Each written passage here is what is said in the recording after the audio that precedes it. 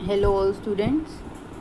अब हम जो है इस चैप्टर को कंटिन्यू करते हुए नेक्स्ट टॉपिक करते हैं अदर डिस्क्वालीफाइड पर्सन्स। तो इसमें सबसे पहले आता है अलाइन एनमी। अलाइन एनमी कौन है? वो व्यक्ति जिसके देश के साथ भारत का युद्ध हो गया है, तो वो अलाइन एनमी है। अगर ऐसे व्यक्ति के साथ युद्ध करने से पहले आपने कोई कॉन्ट्रैक्ट किया है तो वो कॉन्ट्रैक्ट जो है पोस्टपोन हो जाता है, यानी कि युद्ध ख़त्म होने के बाद आप उस कॉन्ट्रैक्ट को पूरा कर सकते हैं। लेकिन अगर नेशनल इंटरेस्ट में ऐसा है तो युद्ध ख़त्म होने के बाद भी उसको जो कॉन्ट्रैक्ट है उसको ख़त्म कर दिया जाता है। अगर नेशनल इंटरेस्ट में ऐसा है, देश की भलाई के लिए ये ज़रूरी है कि उस देश के साथ, जो दुश्मन देश है उसके साथ कोई कॉन्ट्रैक्ट न किया जाए, तो फिर वो कॉन्ट्रैक्ट ख़त्म कर दिया जाता है। यानी कि युद्ध ख़त्म होने के बाद आप उस कॉन्ट्रैक्ट को पूरा नहीं कर सकते। तो नेक्स्ट पॉइंट है हमारा foreign sovereigns, diplomatic staff and aggregated representatives. तो ये क्या है कि विदेशी सम्राट, राजदूत, उनके प्रतिनिधि, तो इन लोगों के अगेंस्ट भी भारत में मुकदमा नहीं चलाया जा सकता।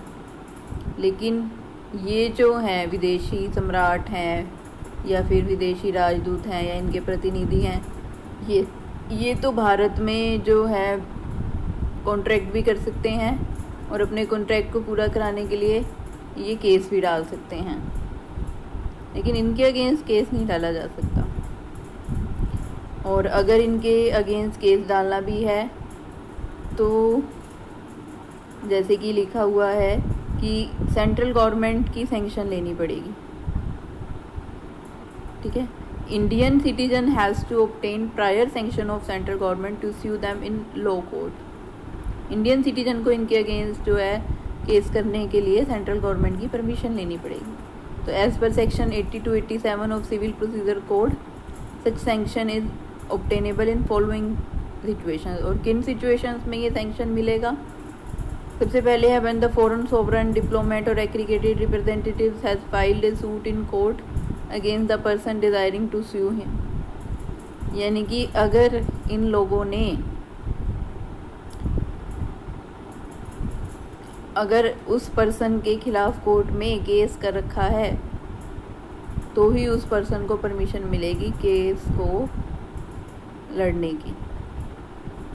When the foreign sovereign, diplomat or aggregated representative or his agent is carrying on trade within the jurisdiction of court, अगर ये लोग कोर्ट की अधिकारक क्षेत्र में अगर कोई जो है व्यापार कर रहे हैं। और third, when the foreign sovereign, diplomat और aggregated representative has immovable property in the jurisdiction of court and is to be sued with reference to such property. अगर इनके पास कोर्ट के जुरिसडिक्शन में, कोर्ट के अधिकारक क्षेत्र में कोई इमूवेबल प्रॉपर्टी है, जैसे लैंड है, बिल्डिंग है, और केस भी इसी प्रॉपर्टी के रेफरेंस में करना है, तो इन केसेस में ही आपको जो है इनके अगेंस्ट केस करने की जो है सैंक्शन लेनी पड़ेगी सेंट्रल गवर्नमेंट से। फिर थर्ड है आपका प्रेसिडेंट ऑफ इंडिया। तो भारत के राष्ट्रपति के अगेंस्ट भी कोई केस नहीं किया जा सकता।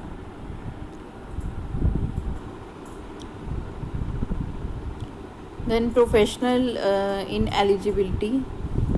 तो कुछ पर्सन्स जो अपने हाई प्रोफेशन के कारण भी कॉन्ट्रैक्ट नहीं कर सकते, जैसे बैरिस्टर्स।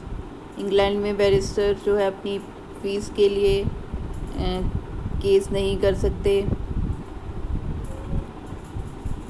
दूसरा, इंडिया में भी जो बैरिस्टर्स हैं वो अपनी फ़ीस के लिए केस नहीं कर सकते थे, लेकिन बार काउंसिल एक्ट 1927 के पास होने के बाद अगर बैरिस्टर्स जो है अपने आप को एज एन एडवोकेट रजिस्टर करा देते हैं तो जो है वो अपनी फ़ीस के लिए केस फाइल कर सकते हैं।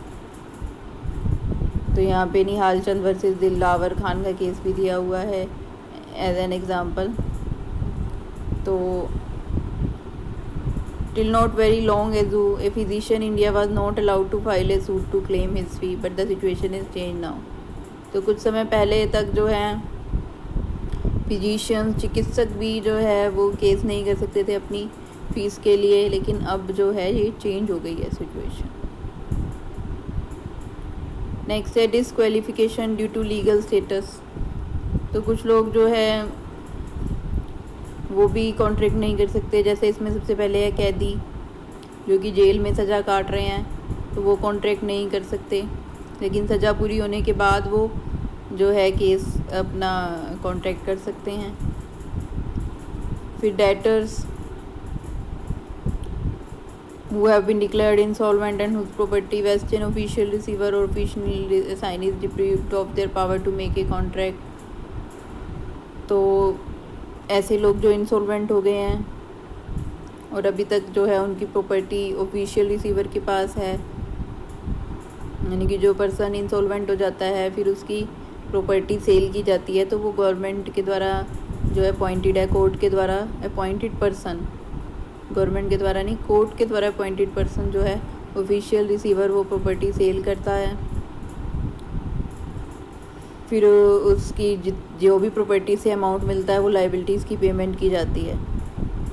फिर जब तक जो है उसे ऑर्डर ऑफ डिस्चार्ज नहीं मिलता उस पर्सन को जो बैंकरप्ट दिवालिया हो गया है, तब तक वो कॉन्ट्रैक्ट नहीं कर सकता। ऑर्डर ऑफ डिस्चार्ज मिलने के बाद वो कॉन्ट्रैक्ट कर सकता है।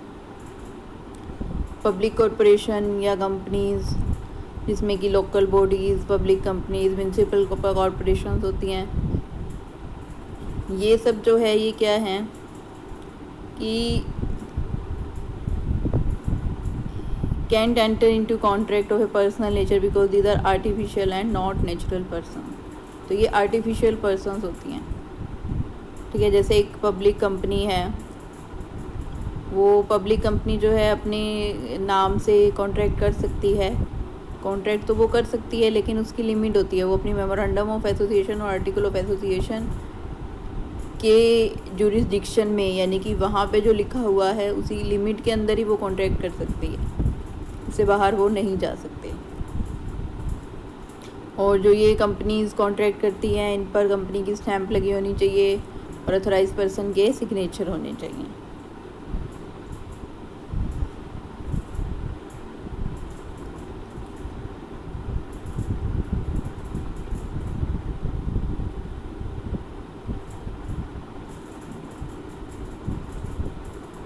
तो इस तरह इसके बाद है एक मैरिड वूमेन।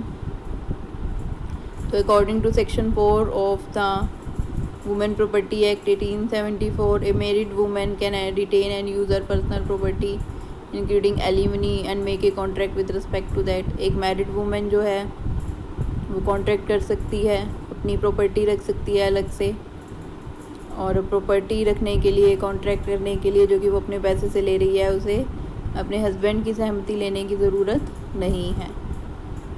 लेकिन वो अपने हस्बैंड की प्रॉपर्टी के लिए वो कॉन्ट्रैक्ट नहीं कर सकती कि she is entitled by law to claim the necessaries of life from her husband. If a married women of her own will leaves her husband and live separately she is not entitled to claim any maintenance. अगर एक married women है वो अपने husband से अलग रहती है तो उसके हस्बैंड की रिस्पॉन्सिबिलिटी है कि उसको जो है लाइफ की नेसेसरी थिंग्स प्रोवाइड कराए, तो वो उसके लिए कॉन्ट्रैक्ट करेगी और वो उसका हस्बैंड ही रिस्पॉन्सिबल होगा। लेकिन वो अगर अपनी मर्ज़ी से अलग रह रही है तो उसके हस्बैंड की रिस्पॉन्सिबिलिटी नहीं होगी।